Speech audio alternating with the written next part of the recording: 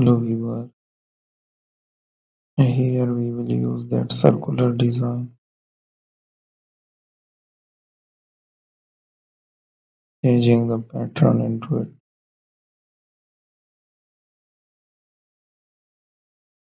Here is the other one. We have this design and keep on making these shapes.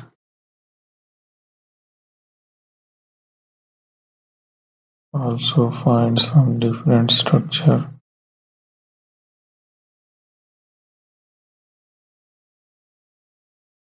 There we have it. And also generate some different pictures on it. So that it is.